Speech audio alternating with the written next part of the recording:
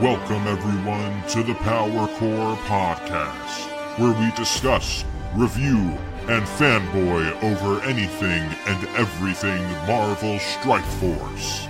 Now, get ready for two of the most mediocre gamers in the cosmos. It's your hosts, Hebrew Hammer and the Irishman. What's up, guys, and welcome back to the Power Core Podcast. I am your host, as always, Hebrew Hammer, and I'm with my co-host, the Irishman. Hey, everyone. So I'm still on vacation right now, so we're trying this through Skype this time. Hopefully it works out. It seems to be going well. So, but next week we'll be back to normal. Just want to give a quick thanks to everyone that subscribed to us and joined our Discord. We really appreciate it. Our Discord's growing and the community's great there. If you want to join, the Discord is discord.me/PowerCore Podcast. We have a pretty good-sized episode for you today. I'm going to guess that it's going to be around the hour mark or so. Yeah, I think that's pretty fair. But lots to talk about. Definitely not as much drama as last week, thank God. But we're going to touch back on some things that happened in between from then and now. But Irish, why don't you go ahead and walk us through the docket? Oh, cool. Glad I'm back. But let's go ahead and get us started with the news. For the news, we have the Wasp and Ant-Man event coming up called Back to Tiny World. That starts tomorrow.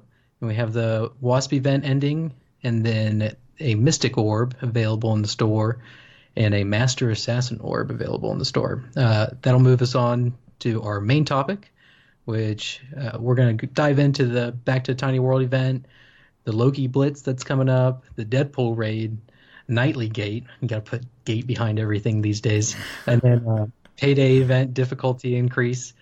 And then we'll do our character deep dive with Loki and round it out with the question of the day. On top of that, we actually have a few more things that we added in post. So just so you guys know, it'll be added towards the end of the podcast, but before the character deep dive. But it relates to skins, new characters, and some more information about Loki, as well as the new information that we got yesterday in the in-game message about some more characters coming and legendary events and character events and all that jazz. So, let's run through the news real quick then. So, the Wasp and Ant-Man event starting tomorrow. I think that's literally, I guess by the time that this comes out, it's literally going to be later on that day that it's going to start. Yeah. And then that's also when the Wasp event is ending. The Mystic Orbs, have you done any of the Mystic Orbs? What's your opinion on those? I have not. I spent all my cores on Guardians, and so I'm dry right now. I got nothing. So yeah, that makes sense actually. It's a good. I got my Guardians team out there though. They look good. It's a good costing orb though. Like the 375, I love the discounted from 450 orbs. 375 cores for, a couple of good characters. They always throw some trash characters. I shouldn't say trash, but some not nearly as good characters in there. Less exciting characters. There you go. Yeah, like I don't want the hand assassin, Yeah. But, well, it's a question. I have a question for you. So with the Mystic Orb, 375 cores, from my understanding, they did something similar with the Vision Orb, and they discounted it from 450 to 375, but the minimum went from 5 to 4. Is that the case with the Mystic Orb as well? Oh, you know what? I'm not 100% sure. Let me check on that, because that would be an interesting little thing. Yeah. So let's see. Yeah, 4 to 180. Okay, so it's discounted, but you've only have a guarantee to drop a 4 instead of 5. So it's. But you're saving 75 power cores. Yeah. For a shard. I guess it just balances out. I don't know. Just losing 75 more cores makes me feel worse than losing one character shard. You know what I mean? Yeah. And not to mention, I still have the chance to get up to 180. Yeah. No. So right now the minimum is 4. So yeah, not getting as many as you would for the 450, but it's a trade off. So I don't think it's that big of a deal. I don't know anyone that's really gunning for the Mystic Orbs right now, but besides big spenders. Yeah. So Yeah. and I don't know any real big spenders personally. So, but yeah. Right now, Mystic Orb is just it's not on my radar at all. Yeah. But yeah, Do you have a good Mystic team set up? I do not. I've kind of postponed it until I get Doctor Strange. Right now, I'm about 29 shards away. I guess I'm exactly 29 shards away from getting Doctor Strange. So I'm kind of just I put them on the back burner, and I'm focusing on my Guardians team, of course, and then I'm focusing on my Merc team, and then a couple other Blitz teams that I'm wanting to put together. So yeah, unfortunately for me, Mystic is just it's kind of on the back burner. But I do. Now that I think about it, I do need to focus on that because that is where I'm going to farm Cable now. So, and Yeah. Cable is attainable. I think whenever I checked, he's on campaign node 1-9, I believe. Yeah. So Actually, we'll go ahead and this wasn't on the regular or the topics that we went over, but let's go ahead and I forgot to add that, but the Mystic campaign, we'll go ahead and add that to the main topic. So we'll get into more of that there. cool. But yeah, all right. So let's go ahead and move on to the Master Assassin Orb. That is just 675 for Elektra shards. No, just straight up no. Yeah, Not worth it in the slightest bit. She's not a top tier character, and even a top tier character, I would not consider 675 orbs or I'm sorry, 675 cores. Okay, even though it's 6 shards as a minimum. No, yeah. I mean, Elektra is just. I mean, she's not like a Groot or something like that, and like a Groot. What do you mean? like she's not a super high demand character. So it feels like they're kind of. I don't know if I put Groot as a super high demand character. Well, I would just say, like, I'm just basing it off of popularity, right? Not even when it comes to, like, How good the they are in in-game the game. mechanics. Yeah. Because Groot admittedly is, he needs some love. But yeah, regarding just the popularity of the character in general, it seems like they're kind of overshooting with that 675 cores for Elektra. But who knows? Maybe there's a bunch of Elektra fans out there, and this is their chance to nab her. So I don't know. I don't know what to make of it. For me, it's out of my price range, but I'm sure there has to be a couple people or a person out there. Yeah, So, I mean, it seems like this is kind of their norm now. To whatever the blitz is, they add an orb for 675 for that person, and some people it'll be worth it, others not so much. yeah, and from my understanding, she is a solid addition to the Mystic team. But for me, I've got so many different characters to choose from right now that I don't know if I'm going to keep Elektra on my Mystic team or not. But There's so many better options on Mystic team than Elektra. I mean, like if you don't have anyone else to fill the spot and you have Elektra already up there, then fine, go ahead. She's a really good addition to a hand team for like blitz and stuff like that. But in the hand event, yeah. But for Mystic, there's just so many better champions to put in there. Yeah, and I know for me personally, it's Doctor Strange, Black Panther, and Thor are on my radar.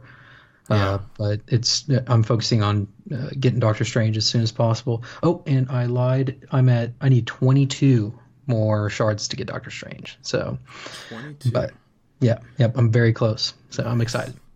I got mine the other day, or not the other day, but like 2 weeks ago, I guess now. And, the other day, 2 weeks ago. And I've already leveled him up to 17K. Nice. Because I knew I invested a lot in him because of the Wasp event. I needed him for that. He's coming in clutch a lot in the Mystic campaign. So I bet. Yeah, he's a really damn good character to invest in. Yeah. All right. Well, let's go ahead and move on to the next main topic. That's back to Tiny World, right? Yeah. Back to Tiny World. All right. Well. What's your opinion on this event so far? I mean, from my understanding, it's very similar to like Star-Lord or Iron Man, where once you complete it, you can just go back and do it again. I'm sure they're going to do the 3 token thing. So like for me, it's you can't do that on Star-Lord though. Never mind. I take that back. So yeah, not Star-Lord. I guess there's little differences with each of these events. So yeah, there's the different categories. There's like legendary, there's flash events, then there's character events, I think those are the 3 that we've seen so far. Well, and I'm kind of, I guess, so from my understanding, it sounds like it's going to be, is it going to be a character that you can get through this event? Or? That's the thing, we don't know. Like, but the strange thing is that it's a legendary event. And was this little data mine published over it. And basically it went into just saying that there's a first time completion rule, meaning that you're not going to be able to do it over again, most likely. So it's kind of like Star-Lord in that regard. But but the first reward that we see, instead of character shards, which we had on every other legendary event, is 200K. 200K. And what's even more strange about that is that they promised, huge rewards. I think it's even literally in the text for it. Yeah, no, I remember reading that. Yeah, and I'm like, I got Wasp and Ant-Man to 3 stars for this. Because it starts off, I'm pretty sure the first one, let me go ahead and check just to make sure. Well, and it is, I'm looking at it right now, and it is seven nodes that you'll have to complete. But like you said, it is once you do it, it's done from what it looks like. Right. So you can't redo, like, there's no token system inside of it. And yeah, I mean, looking at that first initial reward, it's 200K, and then not to mention, right as you get to the 3rd node, that's when you need a 4-star Ant-Man and Wasp. And I don't know anyone that's got their Ant-Man or Wasp to 4 stars. So it seems like they're trying to hype it up, but from what we can see so far, there's not a whole lot of hype to get excited about. But yeah, no, it is strange. It is strange. Hopefully they give us a little bit of stuff to get excited for the next time it comes around, because let's be honest, most people are just, if they did get Ant-Man and Wasp to 3 stars, they're only going to do the first 2 nodes, and that's it. Well, no, 3 stars is actually the very first one. And it's we shouldn't say node, just to make sure we don't get anyone confused, but the first mission, yeah. Okay. That's good. But yeah, so for the first mission, it's 3-star. Oh, no, the first and the second are 3-star. Oh, they are? Yeah. Oh, so okay. Yeah, but after that, it goes straight to 4-star once they go into Little Tokyo. Oh, yeah, it goes 4, 4, 5, 5, or no, then 5, 6, then 7. Okay, so it doubles on 3 and it doubles on 4. Interesting. So my theory before this was, and if you listen to the other podcast, you'll know, my theory was that it was Yellow Jacket was the prize at the end, but I don't know what to make of it. I don't know. Yeah, I think that there has to be some big redeeming reward in this event. I feel like they wouldn't say huge rewards and hype up having to get these incredibly difficult characters to however many stars we need for nothing. I feel like this is just a tease where we can only see the 200K gold. Yeah. And I think maybe the second part is just absurd rewards. Yeah, that's maybe whenever it introduces the character shards of whoever. Yeah, and it's not like they would tick people off because, if you have a 3-star Ant-Man and Wasp, you can do the first one and the second one. So hopefully that second one really comes in clutch and they've got some sweet rewards. But yeah, looking at that 200K, I'm kind of like, okay. Yeah, I think back to all of the cores that I spent with getting them up. I don't even want to know. I don't want to add it up on how many cores I spent to get both of them to 3 stars. And being seen just 200K, that's like the biggest slap in the face I can imagine. Yeah, I'm just like, okay. Yeah. No, I mean, that's the thing is, that for me, I would have been a lot more hype when it came to Ant-Man and the Wasp if the events were rolled out a little bit cleaner. Yeah. I definitely think the Wasp event was better than the Ant-Man event until you got to 1/6. Yeah. But I'm not against having, like, a lot of people were upset because they couldn't get past 1/6, and I'm not really crazy upset about that. I would be more upset if they don't bring this event back for another 2.5 months or 3 months. That would upset me. I think it is going to be that long. Oh wow! So yeah, but we're looking at 4 months or so. Yeah, that kind of frustrates me because, if you're a big Ant-Man and Wasp fan, you're going to want to dump all your resources into them, Right. And the thing is, and I'm seeing it already. I'm starting to get to high tier with my my top tier team. Mhm. And those stars, they start to make a difference. There's this gap that's starting to take place between my 2-star that's fully maxed out and my 7-star that's fully maxed out. And so it's I'm kind of like, oh man, that kind of sucks, because ideally you'd want to be able to solidify their position on your A team if you're a big fan of those characters. But it's the tides of battle kind of push you in a certain direction. So especially if you want to stay on the top of your arena, or have a top tier blitz team kind of thing. Right. So I'm finding that with myself with Cable right now, is because he's stuck at 2 stars for me, right. And it's just I can't get him up to the same level as my 7-star Gamora or my 6-star Drax. Like my 6-star Drax, I just upgraded him to 6 stars and he passed like 5 people, and I was just like, oh, okay. Yeah. Like, I guess he's in the top now. All right.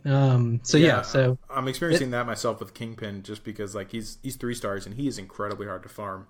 Like, oh yeah. I mean, you've probably farmed his note a bit, right? Every now and then. Okay. So I gotta say, I don't know what it is about this game. They're like, you're going to be the Kingpin guy. And I'm like, okay. And they just throw Kingpin shards at me. I've got him to 4 stars, and I've probably farmed his node twice, like fully farmed his node twice. Like it's absurd. And I'm just kind of like, I'm just getting crazy RNG. This happened with the Wasp event as well.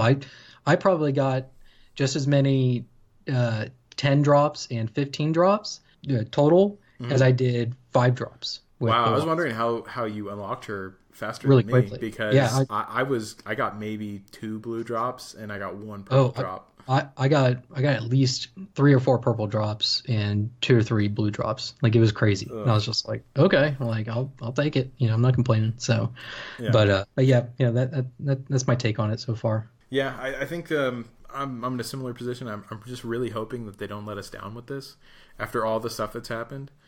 I just don't want another, not a scandal, that's too harsh of a word, but just a letdown, Yeah. So I really am hoping that there's going to be some character shards for a new hero that's coming out, or villain, or whatever. Yeah. That's coming out on that second mission.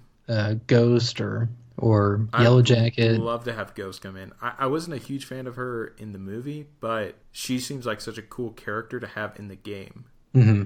You know what, the thing that kind of, and this is kind of off topic, but and it'd be cool if we saw this character in game, but I was hoping we'd get to see Goliath in the movie, and see Lawrence Fishburne go, super big, but they didn't end up delivering that. But I could totally see him coming into the game. He'd be really cool, because he doesn't do the small stuff at all. He is all giant moves. So it'd be cool to see a guy just all giant moves.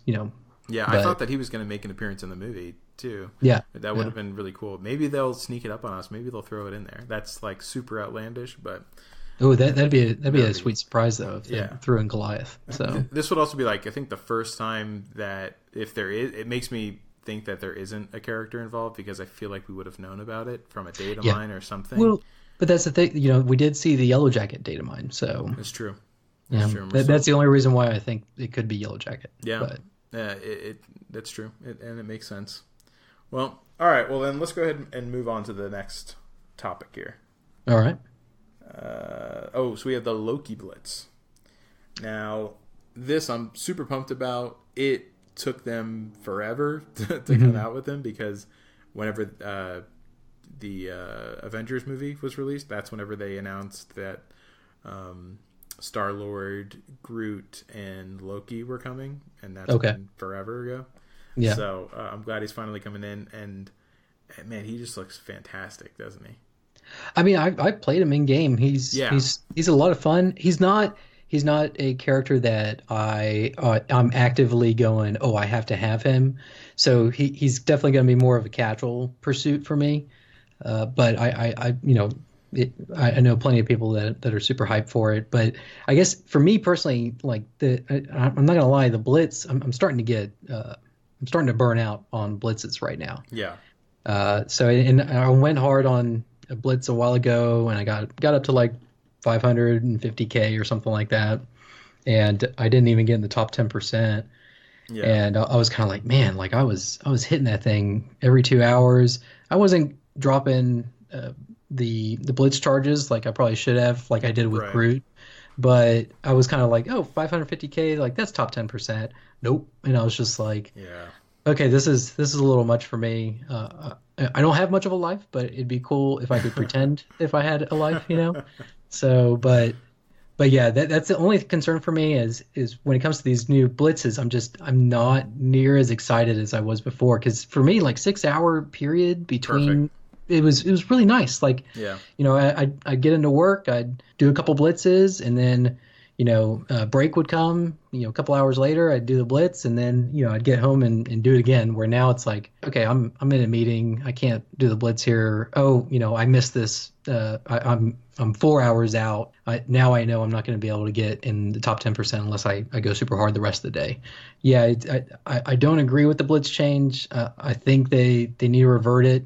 I'm not against the whole milestone changes and stuff like that, but it's just for less rewards and having to do the blitz more often, and that's already the thing that people were complaining about regarding grinding. Like blitz for me, it'd be cool if every now and then I see a character and I'm like, oh, I'm gonna go hard in this blitz, and I'll definitely be able to get in the top 10%, maybe in the top 1500 or whatever. But Hmm. now it's kind of like, unless I go hard from the beginning, I just know I've missed out. So it's yeah, it's unfortunate that they went to this 2 hour period. I don't know anyone that's really excited about that 2 hour change, but Yeah. yeah. I started So off, optimistic, typical me, starting off well, no, optimistic about these changes. yeah, But, and it was fun for experimenting more often with different team comps. hmm But, yeah, it's just, I hate having to every 2 hours, if I want to get top 1500 or so, like yeah, every 2 hours, I have to set an alarm for every 2 hours. yeah, Besides, like, missing it while I'm sleeping. yeah, But on the flip side of it, I can get into the top 1500 now hmm by doing that. So I'm going to be getting into the top 1500 most likely in this Elektra Blitz, and I haven't even dropped charges. But that's because I've been setting alarms every 2 hours to do so. yeah, So yeah. it's in a way Well, it rewards you because you're putting in a lot more effort, and you can bypass a lot of people that just dropped money on strong champions. Because I mean that's what whales do. They take the shortcut of, and this isn't hating on whales at all, but they buy so they don't have to put in the time. yeah, And in this situation, you can put in much more time to bypass those that buy. yeah, yeah, That's probably an oversimplification of it, because of course there's always exceptions and everything. But from what I've experienced, that seems to be the case. I'm getting up higher now than I have before, but I'm putting in way more work to do so, and it's way more work than I ever want to put in. So it's getting very tedious for me very quickly. yeah. I will be going super hard on the Loki Blitz. I am going to get 1500 on that Loki Blitz. So help me God. But at the same time, it's also a pain because of the new milestone rewards and the shard ranking rewards. Yeah, You get less for doing way more. yeah, And I'm just like, God, that's terrible. And yeah, and just the fact that from what I've by the way, this is just kind of a good thing to know. If you do want to get into the top 10%, from what I've experienced so far, granted we've only had a limited number of blitzes since they made this change, but if you hit all of your milestones, you'll probably be in top 10%. Like yeah, if you get the 750k milestone, you're probably going to be in top 10%. And same thing with even the orbs. If you hit that last orb milestone, you're probably going to get top 10% in the orbs. hmm It's certainly not ideal, but it's just so you guys know, if that's a target for you guys, most likely if you hit that, you're going to get into that top 10. yeah. But yeah, for me now, it's just bottom line is, I'm not happy with the blitz changes. I want them all to be reverted, which is just funny because it's the opposite of what I was saying whenever it originally came out. Hey, that's the thing is, as time goes on, your mind changes. Yeah. So And yeah, but as far as the Loki is concerned, with the Loki Blitz, I'm really happy that they're doing that. Finally having him out, and I'm super excited for him. We have the deep dive of him later, so we're going to go into him more. But hmm he is such a fun, cool character. I'm really excited to have some synergy with Thor now, because he's an Asgardian tag. So that'll be cool. But yeah, I'm going to go super hard in this one. I'm sure a lot of people are, so there's going to be a lot of competition for this. But I'm excited for it. So, all right, let's go ahead and... What's the next? Next one is the Deadpool raid. So that's ending soon. I think 5 days. 5 days? Okay, so by next week, it will be over. Yeah. So this is... I mean, I'll go ahead and start us off. The Deadpool raid, for me, it was very lackluster. It was frustrating. In a way, it was kind of... I don't know, it was disheartening more than anything for me. Because you have all these alliances that you hear about exploding, and people.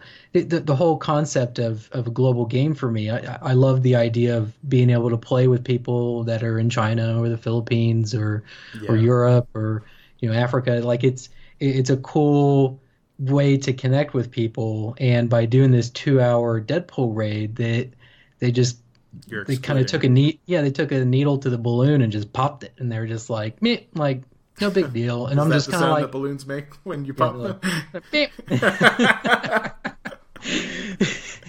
But no, like that's something that I really I look forward to in games is being able to connect with people from all sorts of different backgrounds and cultures, and by doing this 2-hour Deadpool raid, they basically said, unless you're in the same time zone, then you should not be in the same alliance. And that to me is just it's anti-gamer in a sense, because every game that I've ever played, like that was the thing that really got me excited, was being able to play with people from all sorts of different walks of life.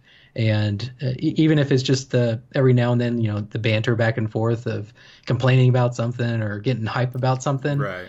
It was still something, But now it's kind of like, well, I play with a bunch of people that are just like me, They're all Americans and in the Central Time Zone, and I'm kind of like, you know what I mean? Like it was just it felt like it was for me disheartening more than anything, and I hope they never do this again.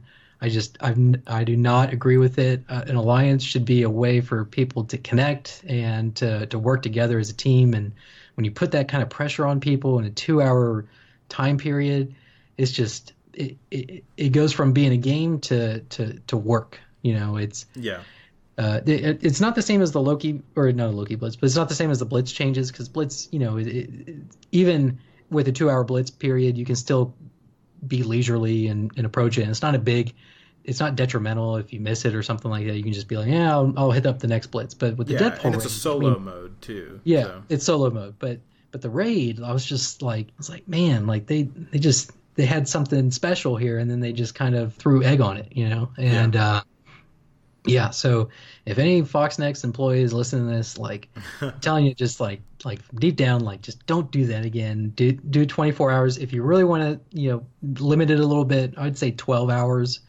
would be the limit for me, because then at least, people that are sleeping can wake up in that time period and join the raid. But yeah, it's creating a lot of negativity that I don't like, So yeah. But yeah, what are your thoughts, Hebrew? Sorry. Sometimes you need to rant. That's just what it is. But so for me, I actually have a different opinion than what I originally went into with the Deadpool raid, which was that I thought it was going to be terrible and just going to be the worst thing ever. No one's going to be able to complete it, blah, blah, blah. And don't get me wrong, I don't want to be misquoted on this at all.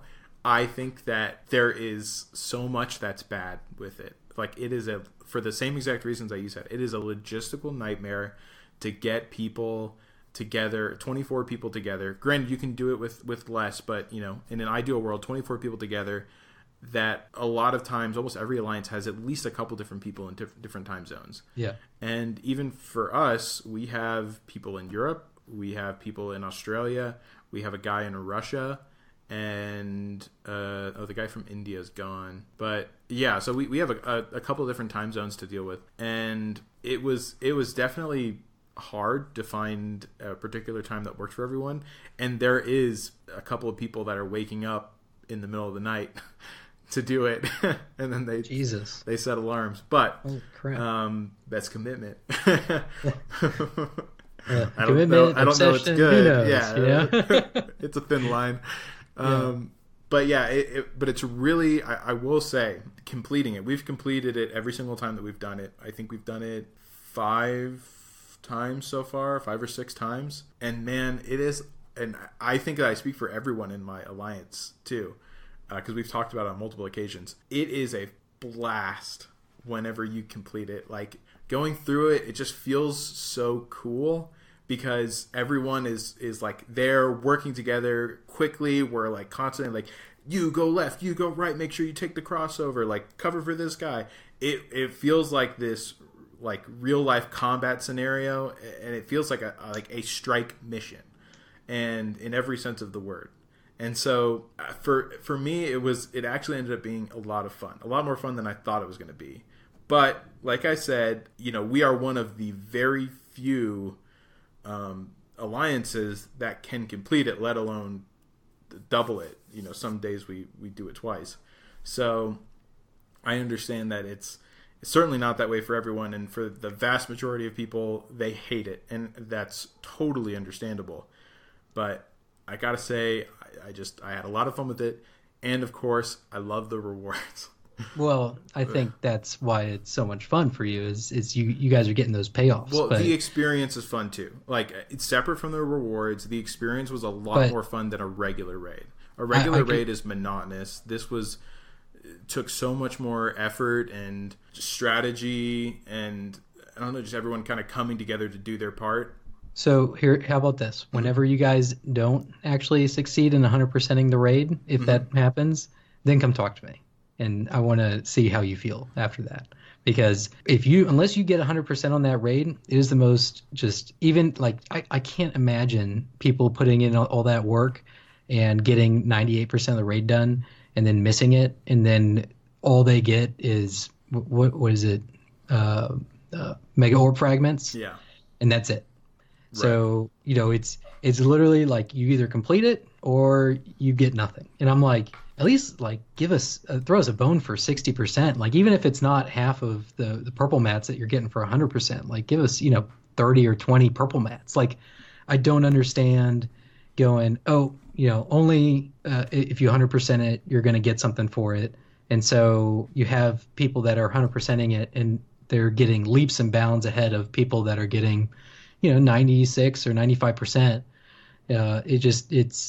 I don't know. It feels like a middle finger. I don't like it at all. I'd be a lot more lenient towards it if the rewards were, it matched the amount of effort that you had to put in on the 30 and the 60%. But we've gotten a couple 30%. We've 30%ed it consistently every time. I think we got 160% in my alliance, and it's disheartening. So people, they don't get it, and even though they put in all of that effort, it's just not rewarding. I mean, literally, the rewards are not rewarding in it. So right, I agree, but I just think that the process, no matter what, independent of the rewards, like I said, is still fun. And of course, like you said, the rewards should be higher for 30 and 60% in the spicy as well as the Enfuego, I think. Well, I just want to say one thing. I think Foxnex is overvaluing Mega Orbs. Like, don't get me wrong, like, getting a Mega Orb is nice, but it's such a weird feeling. I mean, it's straight a gambling feeling, right? So it's like either I'm gonna get bank on this, or I'm just gonna get something that's like, or I'm gonna get an Iron Fist or a Ronin. I feel like everyone's gotten Iron Fist so far. I've gotten 2 Iron Fists in a row. So it feels like Foxnex thinks that these Mega Orb shards is getting people way more excited than they actually are. So it's like, don't get me wrong, like, I like Mega Orbs, but it's not like something that I'm just like, oh, I can't wait to open up my next Mega Orb. It's like, oh, I'll get it, and then it's like, cool, like, I got 50 Spider-Man. Like, for me, I'm the opposite. I think that Mega Orbs are super valuable, and I love opening them up, and I always can't wait till I get another one, because even though there are a lot of bad champions, there's a lot of usable champions, and then there's a lot of really good champions. So chances are I'm going to get something at least usable enough. And of course, and I'm not arguing that Mega Orbs are garbage. I'm just saying I think they're if they think that people are going to get excited by 200 mega orb shards in a 2-hour Deadpool raid, I just don't think they're gauging the excitement accordingly, because right for this, if it was like 500 mega orb shards, for 60%ing the Enfuego, then I think people would get a lot more excited. But even then, it's you're looking at, it's like 250, 300 mega orb shards, so you're gonna have to do at least 6 or 7 of these Enfuego raids. So it's I feel like the amount for what they're expecting out of people just isn't in alignment. So right, and that's why I was saying, like, I do think that the rewards should be much better for all the other tiers other than the Enfuego 100% completion, because I actually think the rewards for that are just fine. Yeah, I don't disagree with that at all. Yeah, but I think that they need to give you, for everything below, I think they need to give you some Deadpool shards, or fragments rather, and I think that they need to give you some purple ability mats. I don't understand, and some mega orb fragments. I don't understand why they don't just do that, but lessen the amount, every time whenever you go down, just like in the old. And that's the thing too, is like, I'm not against it being, you get 100 purple mats for 100%ing the Enfuego raid. I'm not against it being dropped down all the way to, like, if you 60% Enfuego, you get 40 purple mats, right? Yeah, not at all. I think that's fair. It's like a 60 mat jump, right? So that'd be, obviously people are going to be done. 100% completion is way more difficult than 60%. Yeah, and get.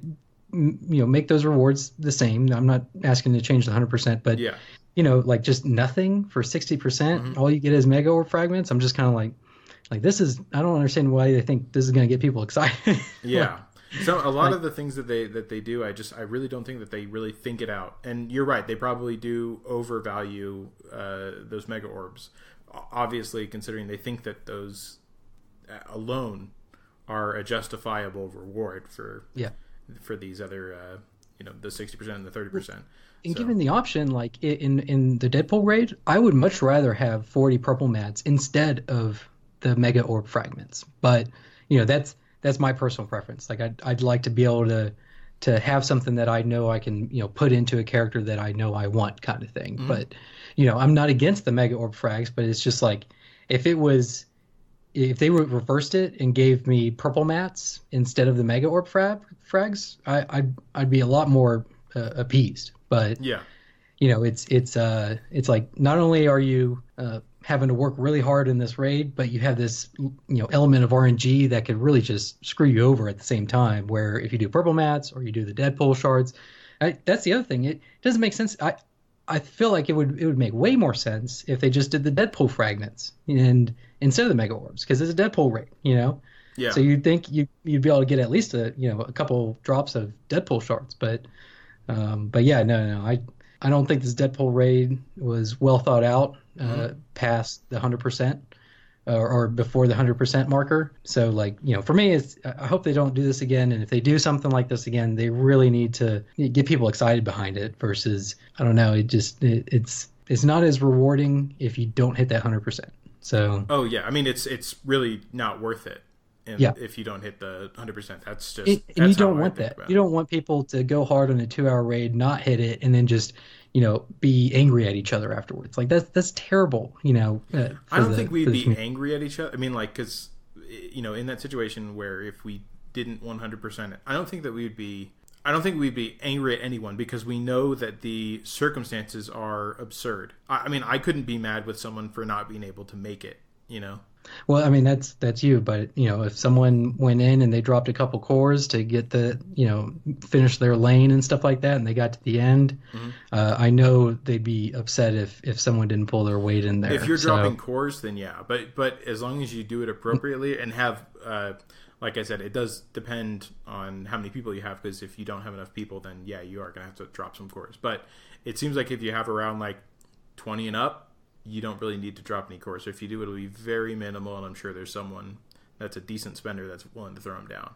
But either way, I know exactly where you're coming from, and I think another thing that they could have done to make this way easier is, I think that if they allowed you to either sped up the energy recovery even more, and B, allowed you to move paths once you complete a path. That would have made it much easier to 100% without having everyone. Yeah. I mean, my solution, like that gets a little complicated. My solution is make it 12 hours or something like that. Don't force people to leave the alliance because they're in a different time zone. Like I was watching a Seaton video and he was talking about this, and he was upset because the majority of his alliance is in the United States, and he just woke up one day, and they had spent, because he was contributing Deadpool keys as well, and they launched it, and he was asleep because, that was the time that everyone in the U.S. was able to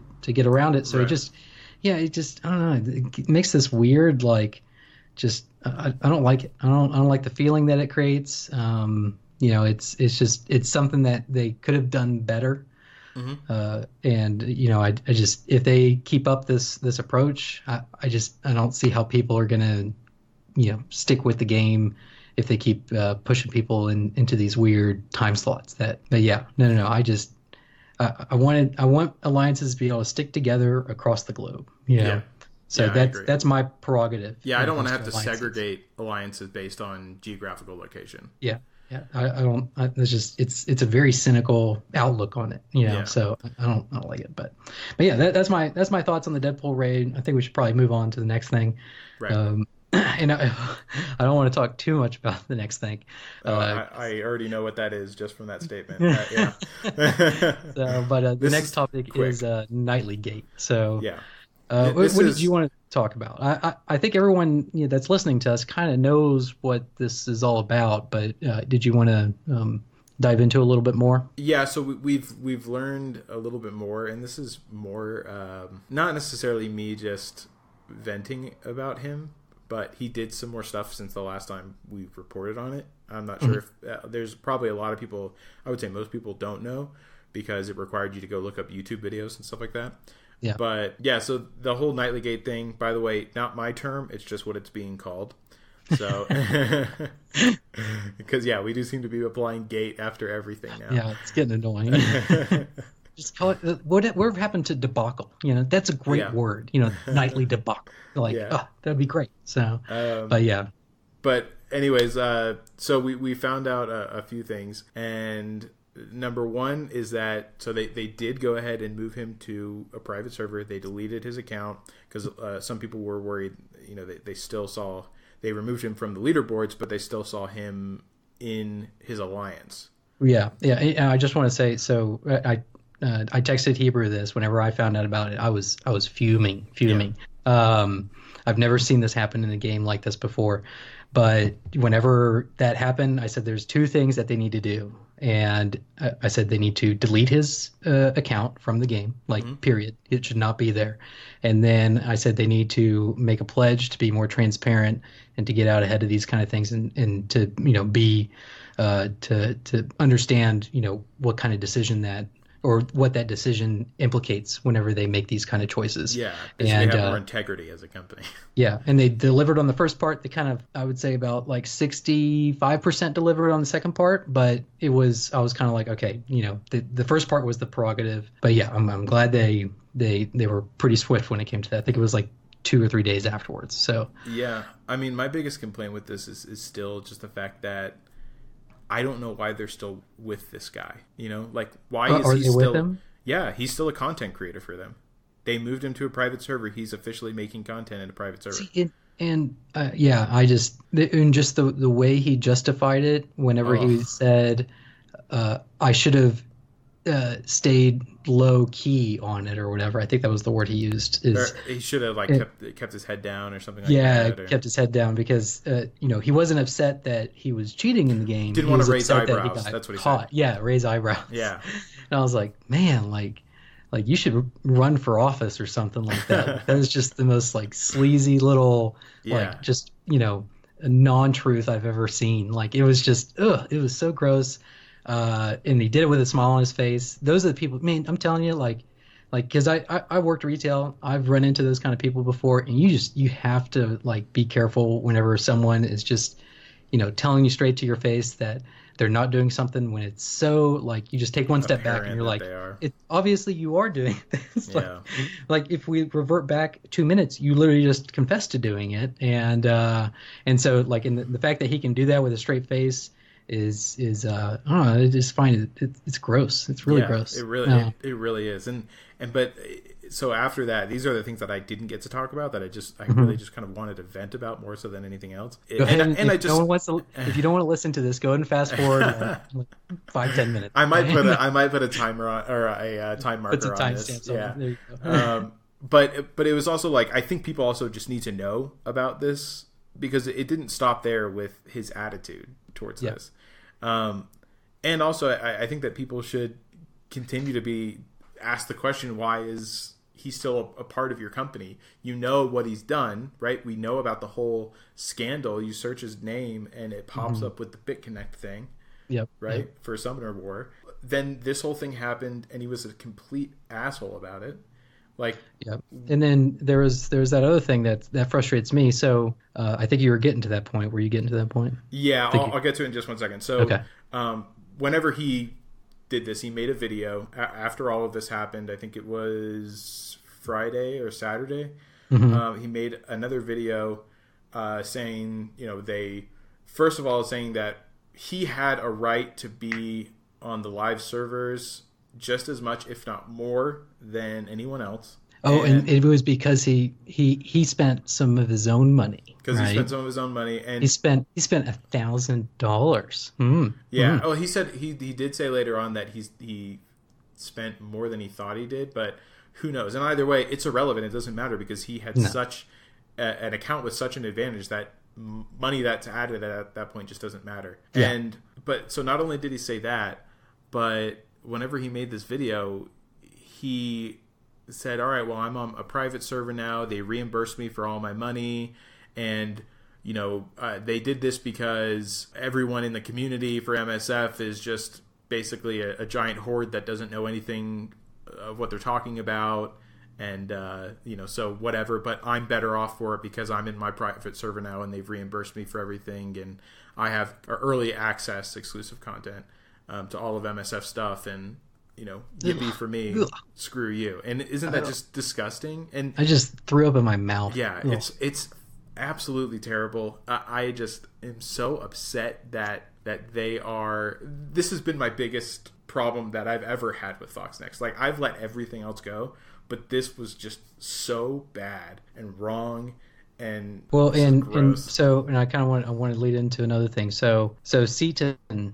He's a YouTuber. Oh, yeah, I really enjoy his content. I think he makes great content. I definitely recommend you go check him out. He's got great commentary. He totally backed me up whenever I said Jessica Jones is underrated. He's like, yeah. He just made a video on it. It was great. But he made a video about Seaton, just pointing out the hypocrisy of it all. And he's dropped a lot of money into this game, so he has even more right to be upset than pretty much anyone. Like any high level player has a huge right to be upset. But continue.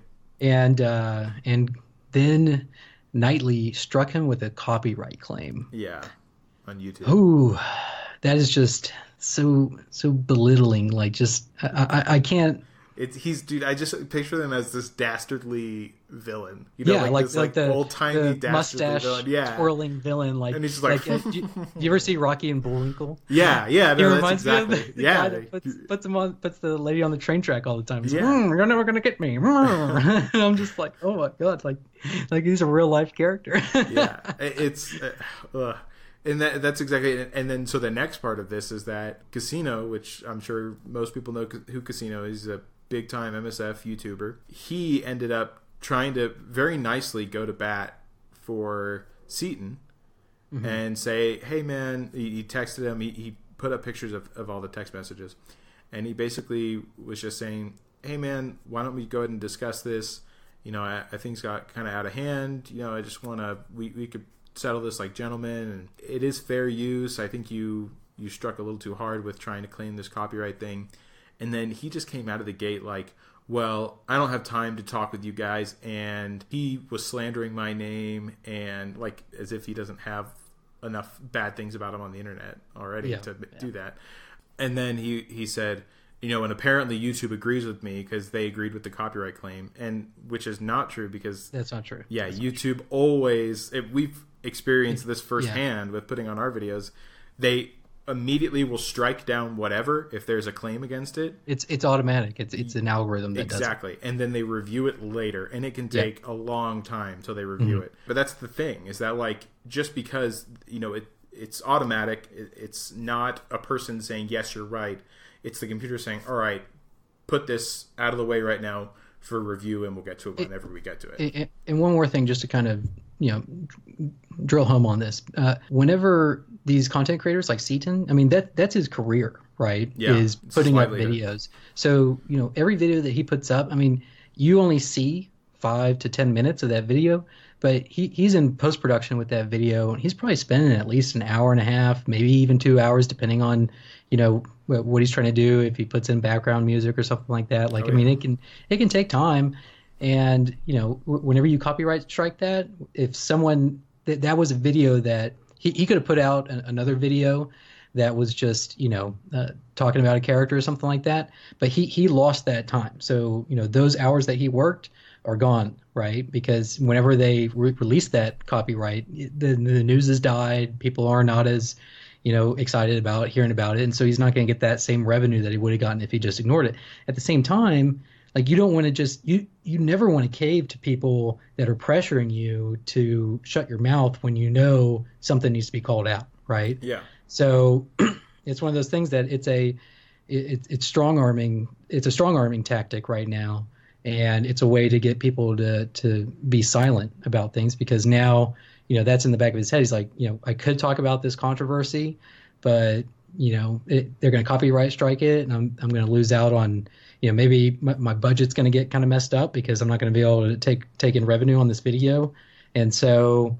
And that's the play he had, was because as long as he knows it's going to be released because it was within fair use. Yeah. But the thing is that he took it during the time whenever it would have made the most impact for him. It's a very similar approach to patent trolls. Yeah. Where they overwhelm you with lawsuits, and then you settle because you're just like, I just can't deal with it. So in a way, he's trying to overwhelm Seaton by doing these copyright claims. That way, in the future, Seaton's just like, whatever, I'm just not going to talk about it, even though he's doing these terrible things, right? Trying to censor people. I mean, and that's what he did. He's all about censoring people. He started deleting comments on his videos that he made about the MSF thing, and apparently for Summoner Wars, he deleted it. Yeah, and for the Summoner Wars thing, apparently he deleted everything that had to do with that to try to keep it out of the public eye. Yeah. So that's what this guy does, and it's absolutely terrible. This guy's a clown. I think Fox Next, they need to do a little bit of research into the guy, and they need to do research into contractors that they hire, and just go, okay, like, is this a person that we want to associate with our brand? That's what every successful company does. I worked with a top 100 brand before, and they are very stringent, especially when it comes to social media and your history and stuff. And a lot of times, they will give you a pass if you show the remorse and that you've changed and stuff, but most of the time, they don't want anything to do with you if you have anything controversial in your past. And Fox Next, being a subsidiary of Fox, you would think that they would be on top of that game. So they need to just disown him. He's been proven as a scam artist in the past. He wasn't even making consistent content, especially for getting all that free stuff. So. Yeah, if you look at any of the content creators for this game, they've done way more. I mean, especially look at Seaton, Mobile Gamer. They're putting Casino. out videos daily. Yeah, multiple videos daily. Yeah, so all of the different podcasts that we have, we're all putting out stuff weekly. This guy isn't doing nearly as much. Now he started doing more stuff, but I think the next step is Fox Next. Vetting the people that they bring on board and they want to partner with, and removing people that are obviously sleazy scam artists. So, But yeah, that would be my recommendation for Fox Next. So, but I think we should move on because we've kind of dwelled on this a little bit too much. So, let's talk about the Payday event and the difficulty increase. I know there's a lot of controversy around that. Man, there's so much controversial stuff. Oh my goodness! But we're getting into some good stuff soon, so don't worry. Yeah. But Hebrew, what are your thoughts on that? So for me, I did the 4-star. I think you did too, but. Yes. We both did the 4-star challenge this time. I was up until 1:30 at night. I couldn't let it down. I had to figure it out. So for me, I definitely noticed that it was harder than what I remembered it being or expected it to be. Yeah. But my team of 5 is all pretty high now. So I went through it relatively quickly, but I know lots of people had tons of issues with it. Mm-hmm. And from the sound of it, it must have been a difficulty increase because, people were apparent. Oh, they took away the auto win too. That was another thing because that's how people found out, because people that already did it, they were like, wait, this is way harder than it was before. I can't even beat this anymore. And I had it 3-starred. So taking away the auto win feature, I get it. Because it's kind of like, hey, we want you to play it, not just hit a button 3 times and you're done. I'm not complaining about the auto win removal. Yeah, for this, I'm not complaining about it. Please, for the love of God, do not take it away for the challenges. Oh, yeah, no. God, that would just be... oh, man, if you want people to burn out, take it away from the challenges, okay? If you want people to stop playing your game, then do that. But if you don't, then leave it as is. So but yeah, no, this Merc event though, I'm not complaining about the removal of the auto win. So. Right, but I understand people getting upset about the difficulty increase, but at the same time, I understand people's frustration because they don't want to put in a lot of. There's such a big scarce on resources anyways with gold and ability mats that you don't want to sink a bunch of resources into these people. And it was so easy to just... Basically, the big challenge was getting them the stars. And then, you could always make it through with one good person, with 2 good people. But I understand them increasing the difficulty a little bit because it was way too easy to kind of get through it. But throwing it on you without telling you, that's the kind of thing I don't agree with. Because people weren't prepared for that. Yeah, and the thing is, I mean, it comes back to communication. Like, it's one of those things where it's like, hey guys, we made it. If you make a mistake and you admit to it, people are surprisingly forgiveful. Like, they'll go, oh, okay, they made a mistake, and you say, hey, we made a mistake. We wanted this to be a challenge, and we wanted you to actually engage with the event. And people aren't doing that if they're just able to auto win, and it's like easy breezy, like almost just said cover girl. I literally was thinking the same thing. I was like, easy breezy, beautiful cover girl. But they're like, it's only a 24-hour event. We want people to be engaged with it, and they have a certain satisfaction for completing it. Right. But they didn't do that. They kind of just throw it out of left field, and they expect people just to adapt. And I'm kind of like, man, like you could just ease this in. Like I can't tell you how many times I worked in sales, and I would tell people like your bill is going up, but because I explained everything to them and I instilled value in that, they were able to go, yeah, my bill's going up, but I'm getting so much more, or things have changed, so I'm able to understand and empathize with this point of view kind of thing. And that's where they're really struggling, is they're not instilling value in their decision-making process. Right. And so people aren't going to value it because they aren't taking the effort in to do that in the first place. Yeah, right? Exactly. They aren't explaining why they're making the changes, and they don't do it with if they change something, they just need to tell us. Put it in the patch notes. But they always constantly leave things out of the patch notes and let us deal with it whenever the time comes. Yeah. So in patch notes, I'm telling you right, patch notes need to be everything. Yes. Everything. Yeah, there should be nothing excluded. Change the game, you put it in there. That way people aren't caught off guard. Like, even if it's something that you're like, oh, no one's going to notice this. Like, just put it in. Yeah. Put it in. Put it Why in for not? miscellaneous. Yeah. Who cares? I know you already documented it. Might as well just copy and paste it into the patch notes, So, right. But yeah, that would be my advice for this kind of stuff, to avoid, just tension, right? Right. So, but for me, I was able to get it completed. It took a couple tries. I actually had a lot of fun with it because I had to. I must have tried 4 or 5 different strategies. I probably tried doing it 15 or 16 times before I successfully did it the first time. And then once I was able to successfully did it, I knocked out the next 2, no problem. but I jumped from targeting Captain America to Hulk to Thor to Hawkeye, and then I targeted Iron Man first. Yeah. And that was the key. And I was like, oh, okay, I figured it out. Like, but at the same time, I had my Deadpool was up to 22K, so of course, like he carried it all the way through. But at the same time, like I was able to that was the fun part for me, right? Mm-hmm. But I could totally understand. I sympathize completely with people that they got their stuff, they got them up to 4 stars or 5 stars or whatever, and they kind of put it on the back burner, thinking that was enough, right? And then being just blindsided by the difficulty. Very similar. 24 hours to fix it.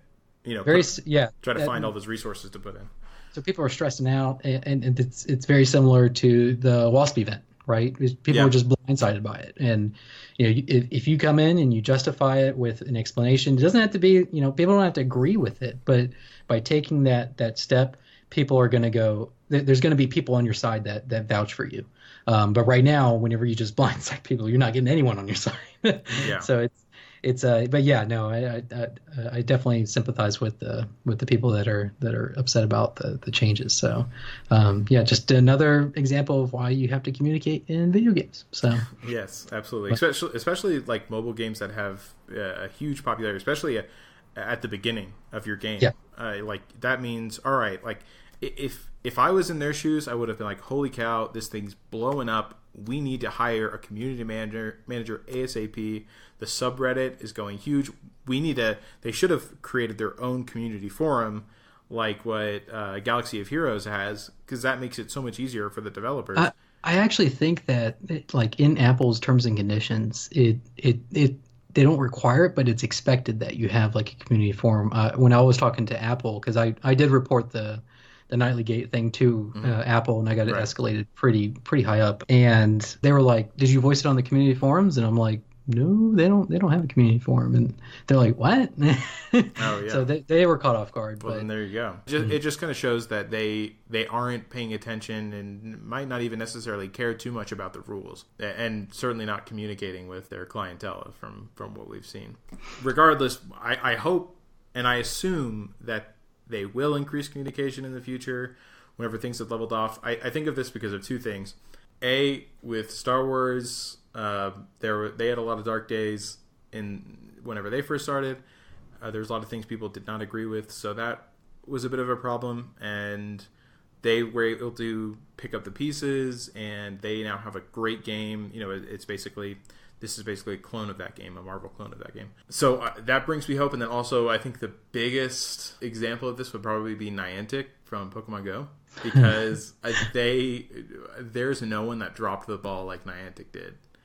Yeah. So, I mean, they had like the biggest game of all time worldwide. Could have been the most amazing thing ever, like truly revolutionary. And they were terrible. They did not communicate ever. It was just so bad. But now, I mean, they lost a lot of customers for it. It'll never be what it could have been. But now they're so on the ball. It's great. They release everything smoothly. They are constantly in communication. So things will hopefully get better.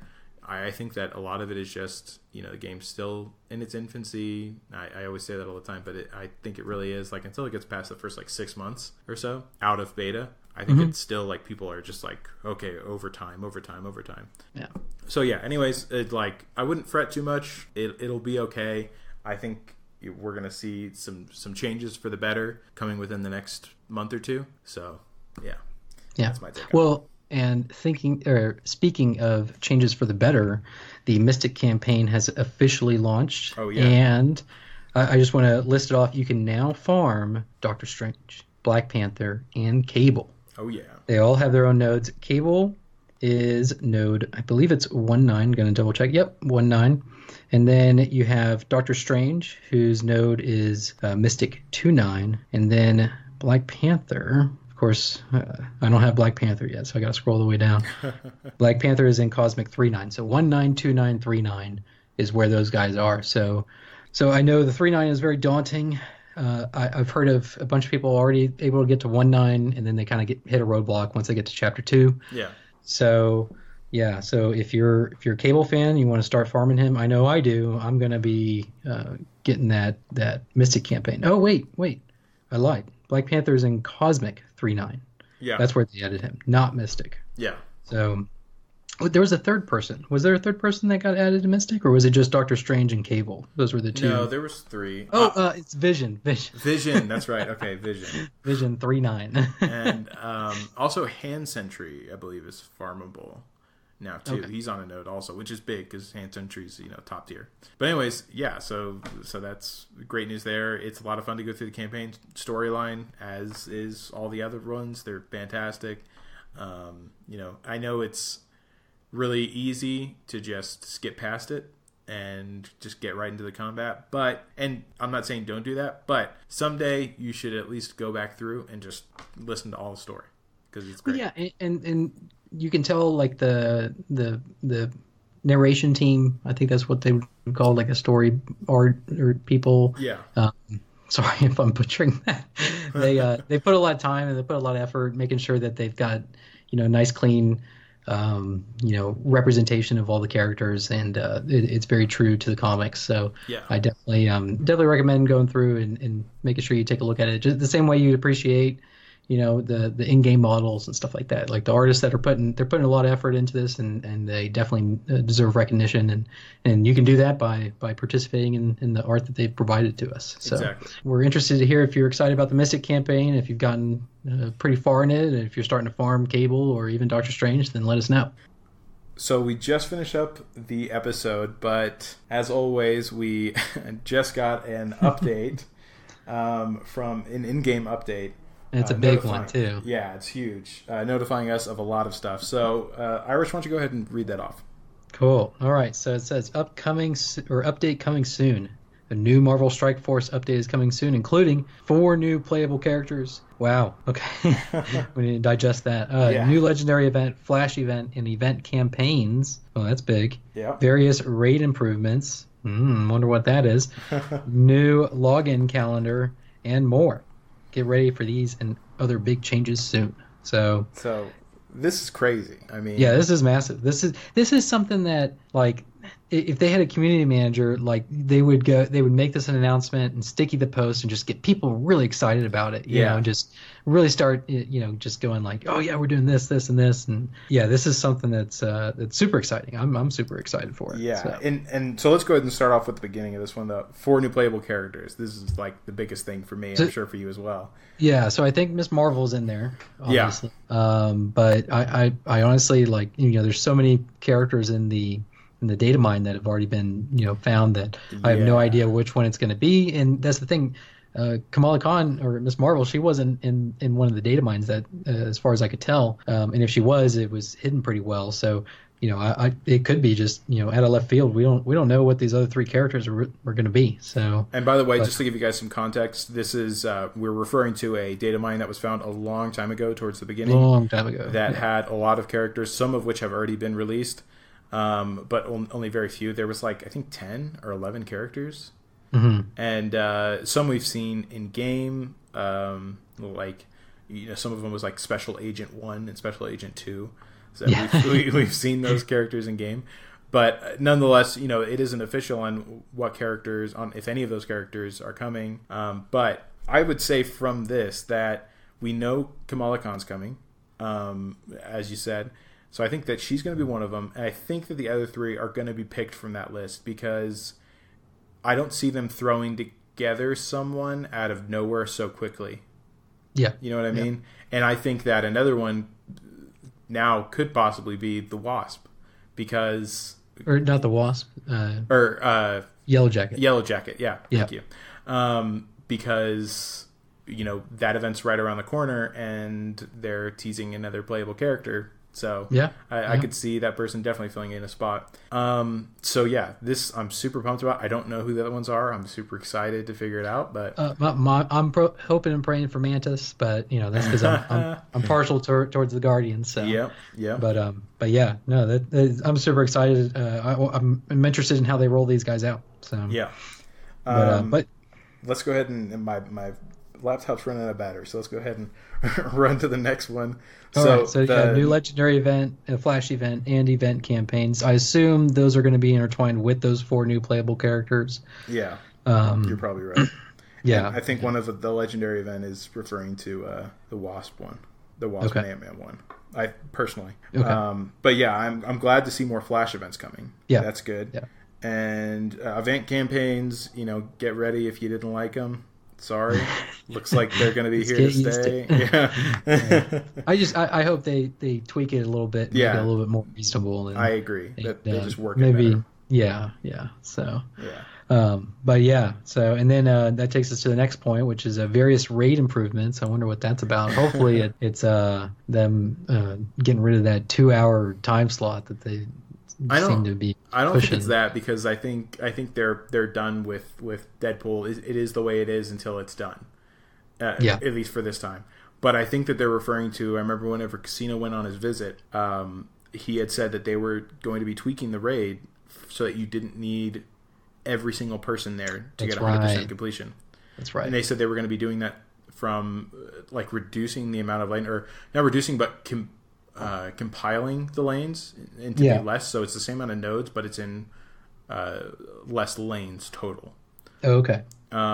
So that's good. I'm glad that they're going to be doing that, and hopefully there's even more tweaking to it from there. And hopefully there's raid that will include the leaderboard tweaking for the orange mats, because that just needs to be fixed. That doesn't make any sense.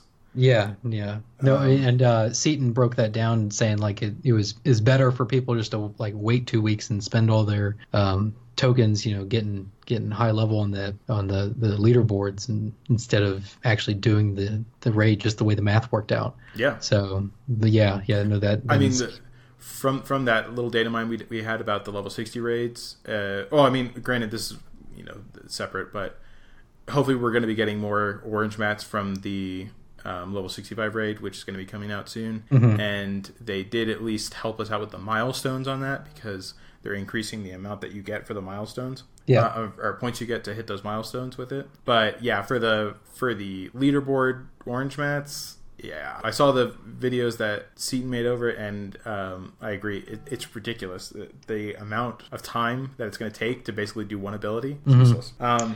Anyways, let's go ahead and keep it moving, because I'm afraid my laptop's going to die. So then there's a new login calendar and more. So little stuff.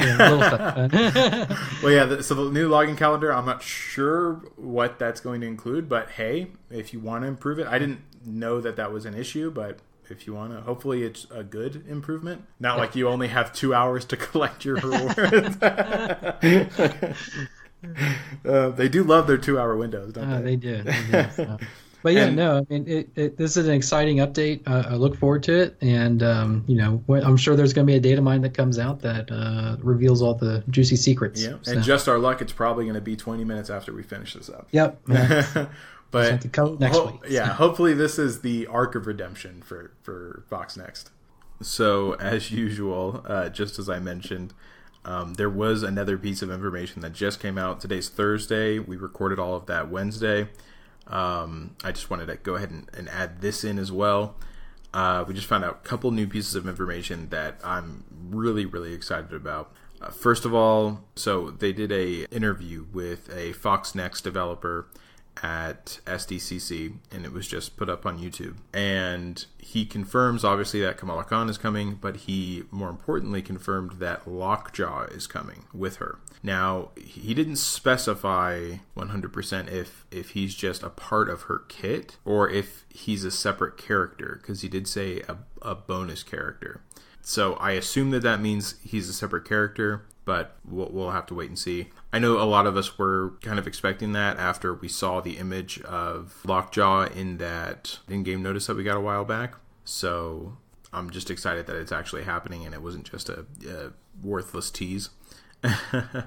But even more important than that, he confirmed that they are going to be doing skins for the game.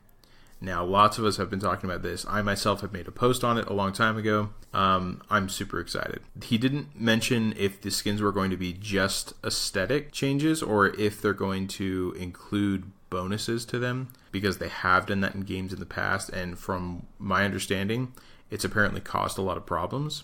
So hopefully that's not the case. I would like it to just be aesthetic, because I think that if it's just aesthetic, I think the prices will be cheaper for them. And apparently with previous Marvel games, the skins ended up kind of dictating the meta. So we don't really want that. I would just like them to be aesthetic differences. He did confirm specifically they had one for Iron Fist. So that'll be an interesting first skin release.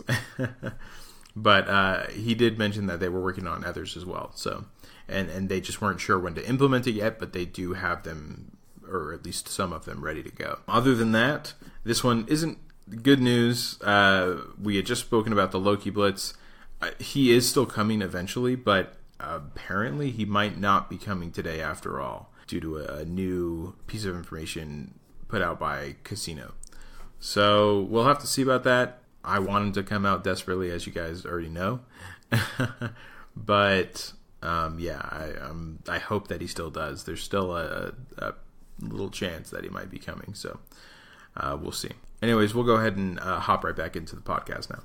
All right, next topic. I think we're on to the character. Yep, deep dive. And this week we are talking about Loki. And so Loki, let's go ahead and go through his description. He's a villain. He's cosmic and mystic, so that's good to know. Mm-hmm. He's a controller and an Asgardian. And I want to throw one more thing in there. He is a summoner. So I don't know any other controller summoners, unless someone can correct me. But I think maybe Nick Fury is a controller. But yeah, so he's a controller summoner. So that's Nobu is also a controller, and he summons. Okay, cool. Yeah. So yeah, wrong. so. But yeah, so that's Loki. He is the Asgardian god of mischief, as we all know, who misleads and confuses his foes.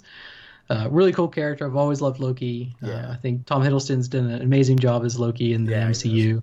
And he's great. So loved him in Thor Ragnarok. He was amazing. Oh yeah, he loved everyone in Thor Ragnarok. What was it? Do the get help plan? I don't want to do get help. Get help. Great. It's so humiliating. But yeah, so let's go ahead and move on to his abilities. So his basic ability is called Eldritch Bolt.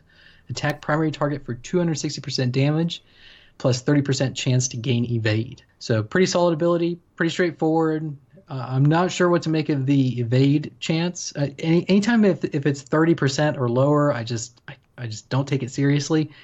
If it's a 50% thing, then I start to go, okay, like this thing's pretty legit. But at 30%, I'm kind of like, it's nice to have it every now and then. It's still higher than a lot of other percentages in this game. But one thing to note about that, I guess, would be in the hands of the computer, the AI, that's dramatically increased. It's 100% chance to get evade. Exactly. That's what it feels like with Spider-Man, at least. But yeah, I think it's a good ability for, the percentages are pretty much on point, like what I would expect for a character that with those tags, for the type of character that he is. He's the evade chance, always nice, for just a little additional intrigue to the character. Certainly isn't a bad evade chance. 30%, that's a little under a third. So I'd say that's a pretty solid ability. I like that. Yeah. So, and not to mention, it also goes with his kit well, considering his kit is all about stealth and evading from other abilities that we're going to go through later. So it does really lend itself to his kit. And I believe that his clones get that same 30% chance to gain evade. Is that true? For whenever they do the attack? Yeah. I believe they do as well. Okay. Yeah. Cool. So that that's something to factor into. Right. So, but that takes I didn't think about that. So that takes us to his special ability called Mind Control. This is probably my favorite ability in the whole kit of his. But he applies defense down to the primary target for 2 turns. That's pretty massive. Oh yeah. 50% chance to mind control. And it has 1 to 2 enemies to attack the primary target for 30% damage. So that's kind of cool. It's you target a guy, it applies defense down, so they're already vulnerable, and then potentially two of the enemy team attack their own teammate. Yeah. So it's a neat thing to watch. It's very Loki, like it definitely reeks of mischief, turning your friends against each other kind of thing. So I think it's a really cool ability. This is definitely my favorite in the whole kit. But yeah, what are your thoughts, Heber? I like this ability. It's hard for me to be really satisfied, or I guess excited might be a better way to put it, about anyone with a 2-turn defense down, or even just a defense down anymore after Spider-Man with, up to 4 targets defense down, 2 turns. So, but as a standalone feature, that is definitely something that's super useful, especially whenever you have, Crossbones on the team and you have to nuke him down like he is on every single team that you're playing up against. And you need to nuke him down. That is invaluable. And the 50% chance to mind control, I think the biggest thing for me is that that's just a cool ability. I'm glad that they're bringing that kind of mechanic into the game because I want new mechanics. Yeah. And, I think that will come with time, kind of like what we saw with League of Legends. Shout out for all you League of Legends fans out there. We saw a lot of clones of abilities with just a slight twist.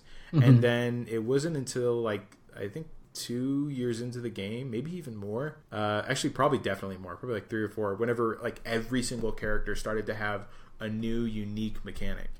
Yeah. And that's what I want whenever I think of all of the champion pool that's going to be coming for this game in the future.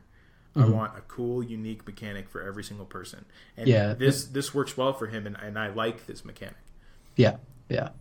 No, it's super cool. I think this one is definitely, I wouldn't say it's the most like Loki, but it's definitely, it reeks of Loki. So yeah, it absolutely makes sense for his kit. Yeah. But yeah, so that wraps up his special ability, and that'll take us to his ultimate, which is called Mirror Image. Oh, and just to let you guys know, his special ability, it starts off available right off the bat, and it requires 4 ability energy. So, but yeah, so back to his ultimate ability called Mirror Image. It's just like it sounds. It starts off with 5 ability, or it takes 5 ability energy. So, and it starts off ready to go immediately. And whenever you activate this ability, he gains stealth, and then he summons 2 mirror images at 300% normal damage and 100% of normal health, and they both gain evade, so automatically. So super strong, super cool. I really enjoy it every time I played him in the campaign. It's been super satisfying whenever you pull off this ultimate. Yeah. Go ahead. No, go ahead. Well, I was just gonna say. I really love Loki for this. I love the summoner characters, minus Kingpin summons, because they're just basically useless. They're not useless. They're fodder. Yeah, exactly. They're just keep them off me for 1 turn. But I love damage summons, like with Nobu. I have that on my hand team. I love it. With obviously Yondu. I love it. I can't wait till I get Nick Fury so I can do the same thing. His is more of he's more like a mix between Kingpin and Nick Fury's pretty interesting, and they did just change him recently. Summoners that they do, but yeah, go ahead. Yeah, they did just change Nick Fury recently in a data mine that showed up, and I think it's already reflected on MSFGG potentially. Of course, now I have to check it, but before he was only summoning the shield operatives. And I think they expanded it to also summon not just the shield operative, but forget what the other guy's called, the tanky one, the one with the taunt. Yeah. So where before I think he was only summoning the special ops in the campaign. I never saw him summon anything beyond that. So now it says 1 shield agent. So it's kind of now he does the shield security as well as the that's it. Yeah. And that's cool. It's more of a utility one, but I don't know, useful summons like that, I love basically. Yeah. And so for him to have these summons, it's fantastic because they do good damage and they get that evade, and he goes stealth. And I love that because it's also kind of like Nobu-ish, because he goes stealth too.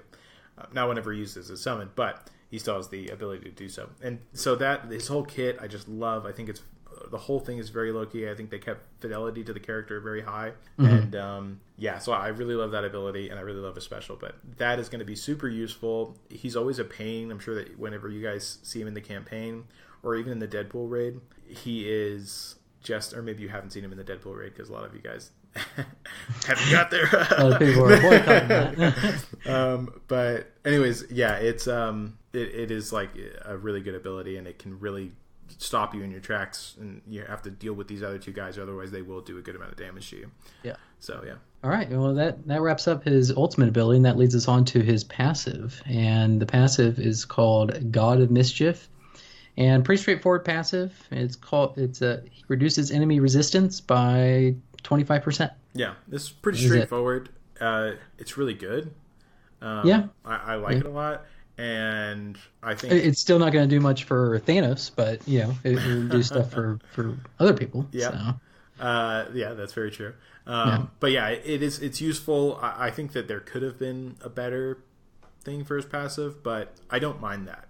Well, and I just want to say something. So, like, when it comes to passives, like, this is like ideally from in my perspective, a passive should encompass the entire kit, right? Mm-hmm. So a passive should have this synergy with the kit that just makes sense.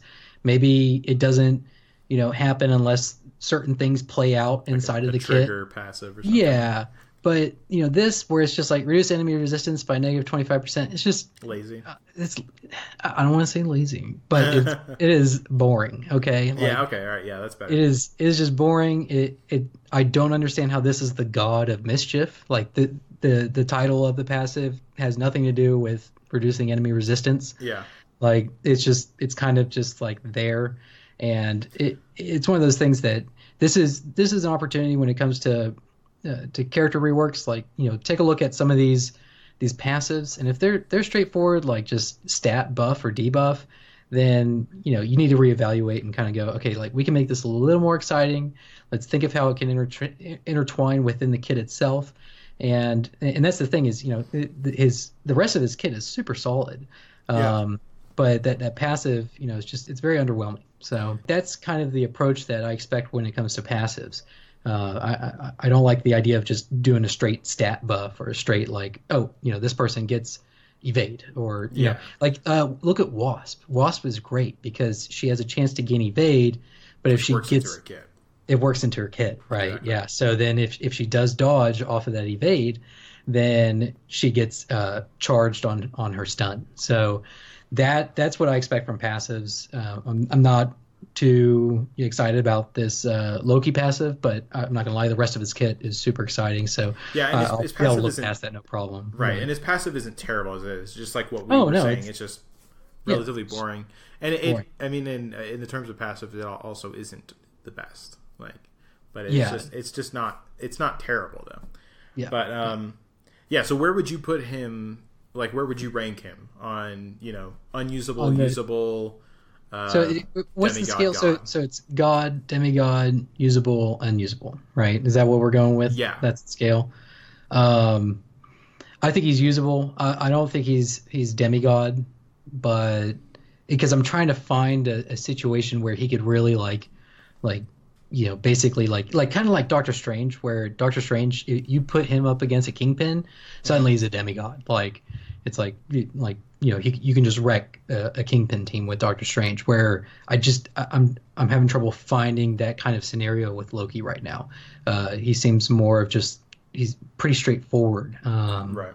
But yeah, I don't know. I would put him at usable. I definitely don't think he's God or demigod. But yeah, that's my thought. I would put him as usable right now because in certain team comps I would put him as potentially demigod, but very few.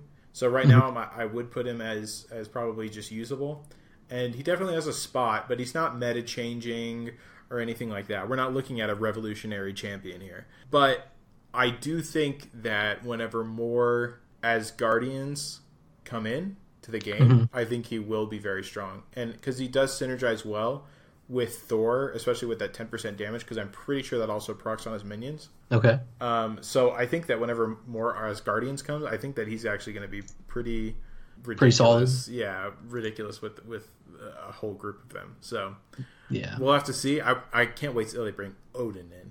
Odin would be so sick. Cool. Yeah, no, he's gonna be epic. So yeah, but so I just thought of just a random idea just to make the God of Mischief passive just a little bit more exciting. Mm-hmm. So you could intertwine it with his clones, right? So you say, okay, right off the bat, you reduce enemy resistance by 25%, but for maybe every clone afterwards, you get 5% more resistance reduction, right? Yeah. So it incentivizes you just to stack as many clones as you can. Yeah, keep them out of the fray and just throw out as many clones as you can, keep them alive. So, and that would, if a Fox Knight person is listening, that's kind of how I would expect it to intertwine in some form or fashion within the kit. So, yeah, I agree. I'm not saying to do that. I'm just saying that's just one of the ideas of how to intertwine everything. Yeah, so. Another good question of the day, one day that we should do is probably like, how would you rework someone's passive? From one of the flatters or from the boring passives. But all right, well then, yeah. So we're pretty much in agreement on that then. So let's go ahead and move to the question of the day. Question of the day. All right. So, and we'll try to wrap this up pretty quickly. But with the recent announcement of Miss Marvel, Kamala Khan, joining Strike Force, what do you expect her role to be within the game? So I know I kind of mentioned this because literally it was the day that we released it. I kind of added in a little note saying that she was coming. And I had mentioned that I think she was going to be a protector. For me, I think that she is going to be a protector. It's about time we had a female protector, guys. Yeah. Let's be honest. I always think of Thor saying that. It's about time. It's about time. But yeah, so I think that she's going to be a protector. It kind of makes sense with her kit. She can morph into whatever. Her healing is great. So I think she's going to be a kind of sustainable tank. Kind of what Ronan. Thanos? No, Ronan. Ronan. Kind of, but Thanos as well. Kind of what Ronan should have been, because he has some self-sustain in his kit as well. So I think that she's going to be more of a less damage, more of a controller protector with some sustainability is what I think. Okay. And I think she's going to be a really cool character, period. I'm really excited to see her animations more so than anything else, because I think that they can do a lot with her animations based on her abilities in the series. So yeah. Well, and just a little history of her. She is a idol of Carol Danvers, and that's why she took on the name Miss Marvel. She's Marvel's first Pakistani American character, and I think she was it 2005 was her first appearance? I think it was. Yeah. So. Nice. Oh wait, I'm looking at 2013. I don't know why I got 2005. So relatively recent. Super cool character. She's kind of like Mr. Fantastic, but she's not like a rubber band kind of abilities. It's more of enlarging, different parts of her body. She can still do the rubber band thing, but she can extend her legs and they still remain solid. So she can use them as kind of like stilts, right? So she can run, super giant leaps and stuff like that. So it's not a rubber band effect like you would think it would be. Right. My theory is I think she's definitely going to be a protector. She's got this whole you'll see her different art pieces of her, and her hand is like super big or something like that. So I imagine she can do some pretty massive punches and stuff like that. Another thing is it feels like she can make her hands really big and protect people with it and shield them from explosions and stuff like that, or crossbones explosion. Yeah, no, please stop it. But in looking at her power grid, she specs in strength and durability for the actual comics. So I definitely after looking at all these little cheat sheets, I definitely think she's going to be a protector. But yeah, she's super cool. What? Sorry, go ahead. Oh, I was going to ask, when do you think she's coming out? I mean, they just announced it at Comic-Con. I would probably say within the next 2 months, Yeah. I don't think it's going to be the month of. I shouldn't say that. I think it may be like the end of August, around that time. Yeah, that's kind of what I was thinking too. But yeah, and we definitely need more protectors in this game. I'm starting to realize like it's that's the one thing that's kind of missing. Like I've got several protectors that are leveled up, but even then it's I've got maybe 4 solid protectors, and then after that it's kind of hit or miss. Well, I mean, I think we have a lot of protectors, but as far as like, you always see Captain America. You know what I mean? Yeah. And I think that's more fixed just by nerfing Captain America. But there's so many people out there. And this is including the upcoming Crossbones and Yondu rework, or they said that they were basically going to nerf them. We don't know to what degree, or change them. They said, but it's assumably a nerf. Yeah, it's gotta be. But I agree with that kind of stuff, and I have these people like maxed out, but I'm really sick of seeing these people every single time that I go into Blitz. Yeah, and so it's the same thing with Captain America, and I'm really hoping that if she is a protector, that she comes with a mechanic that really allows her to flourish in the current meta. Kind of stand out. Yeah, because I don't care if it's her, just like as long as someone else comes forth in the meta as a different person other than Captain America to be on every single team. You know what I mean? Yeah. So, there was just a little side comment, but yeah. Yeah, no, I agree. It's they need to mix it up. And, if we're going to talk about the whole nerfing and buffing thing, I just tell people, just get used to it. It sucks because if you put a lot of effort for the last 2 or 3 months, into a team or a lineup, and they get nerfed, it kind of screws up things. But at the same time, it's ideally, it's a long-term game, and ideally you get to a point where 30 of your characters are all on the same level. So whenever they do buff or nerf, you can just throw in one of those characters that got buffed and pull one of the characters that got nerfed. Yeah. So it's a revolving door basically of changes, and I'm glad that they mentioned that they are going to be focusing more on balancing now, because I want that. It's just it's not upsetting, but it's frustrating whenever people say that they're not overpowered, and it's clear that Quake is definitely overpowered. Like, right, if you see them on every single team, on every single arena team, like, you're going to see the same champions for the most part whenever you get into the high tier. Yeah, and it's going to get stale. It's going to get boring. You're going to get more frustrated at having to deal with these same people over and over again than you would if they nerfed, a character that's on your tier A, right? Right. And people always say, well, you can counter him, so he's not OP. But it's more of the fact that it requires you to now have this one character to basically use every single time, because he's going to be around every single time. Yeah. That's not fair. And then, not to mention, that character isn't nearly as good as this character in every other situation. Yeah, exactly. It goes back to kind of like the Doctor Strange Kingpin thing. So yeah, it's I do think Doctor Strange needs a little bit of love, but yeah, if the only matchup that you want to put Doctor Strange in is against Kingpin and Luke Cage, then it's not that character isn't viable. Well, for PvP at least.